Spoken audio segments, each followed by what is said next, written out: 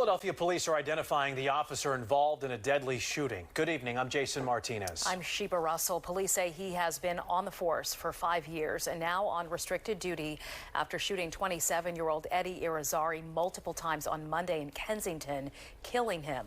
As our Shayna Ferreira explains, Irizarry's family says they are still waiting for answers.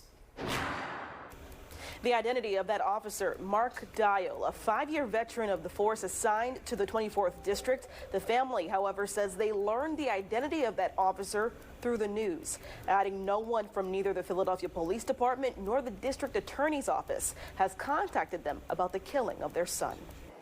Emotions running high 72 hours after the officer-involved shooting that left 27-year-old Eddie Irizarry dead after a traffic stop Monday afternoon.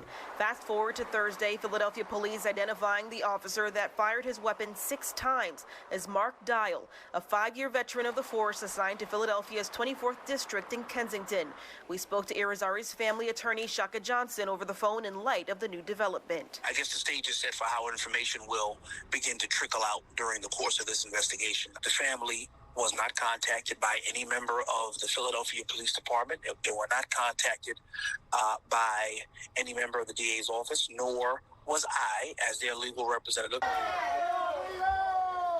During an emotional vigil Wednesday, Irizarry's aunt echoed the concerning sentiment, saying the family has been left in the dark. Adding 3 days after the deadly shooting, the family still has not been allowed to view their loved one's body or collect his belongings. We got to the hospital. They denied us to go in the room to view my nephew. So as of right now, we have not seen him. Attorney Johnson tells Fox 29 he, along with Eddie Irizarry's family, were set to view the officer's body-worn camera footage Friday, but he says he received word from the DA's office that opportunity to do so was, quote, rescinded, citing the ongoing investigation. Tomorrow we are scheduled to have a conference call with the parties who are in possession of the body-worn camera, only to tell us what day they may be able to allow the family to see. Johnson says the handling of the investigation thus far only adds to the pain of the Irizarry family, now left with more questions than answers.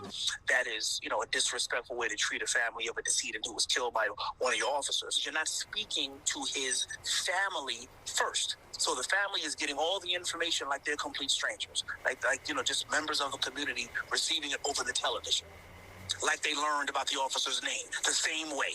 Now, I spoke earlier to Irizarry's sister, too upset to speak tonight over the circumstances of this investigation. The family tells me they expect to learn more tomorrow about when they'll be able to view the body-worn cameras. The official date is still unclear at this point. The family has set up an online fundraiser tonight to pay for funeral expenses.